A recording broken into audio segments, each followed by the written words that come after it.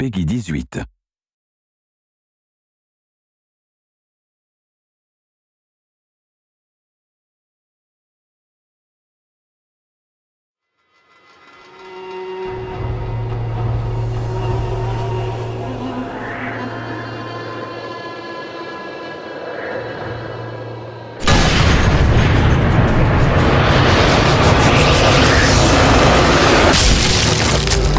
The KillCam is a key part of Sniper Elite. We introduced it in the first game as a way to track the bullet in slow motion from the player's gun all the way to their target.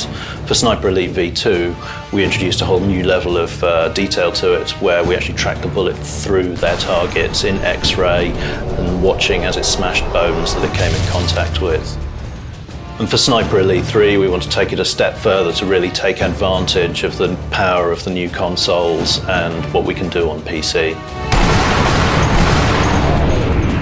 So the X-ray KillCam is triggered if the player gets a really good score, and that's based on whether the enemy is moving, the range of the shot, and also the area that the player is aiming for on that target. So within the Sniper Elite franchise, the KillCam really gives us a chance to experiment a bit more with the sound while the rest of the game stays relatively realistic. We took the sounds of cars and aeroplanes and other high-speed vehicles, laid them on top of each other, stretched them out, played with the pitch, really kind of conveyed that feeling of speed and the fact that you were travelling with that bullet. The KillCam is kind of like, think of it as layers of an onion, and you're peeling those away, and the X-ray is all about the bullet travelling through.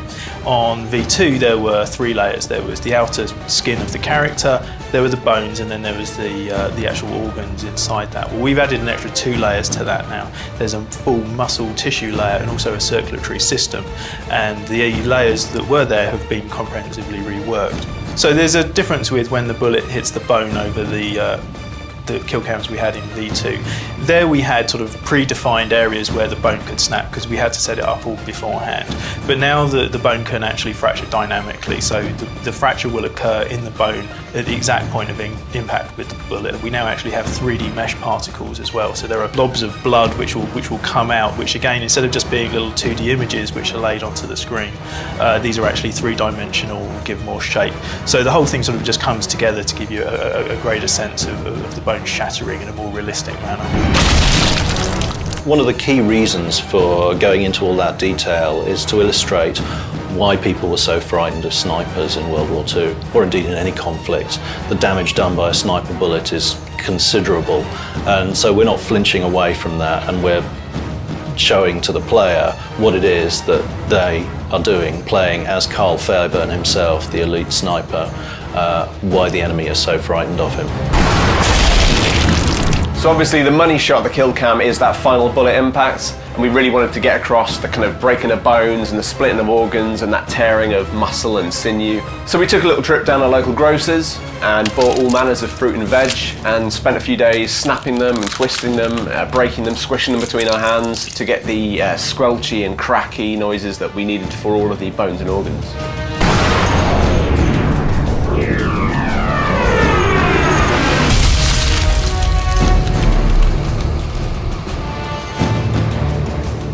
In addition to the extra detail we've added into the human targets for the KillCam, we're also, this time around, introducing vehicle KillCams. So some of the vehicle adversaries you come across in the game, like half-tracks and trucks and tanks, we're actually showing those in intricate detail as the bullet passes into them and you take them out with a well-placed shot.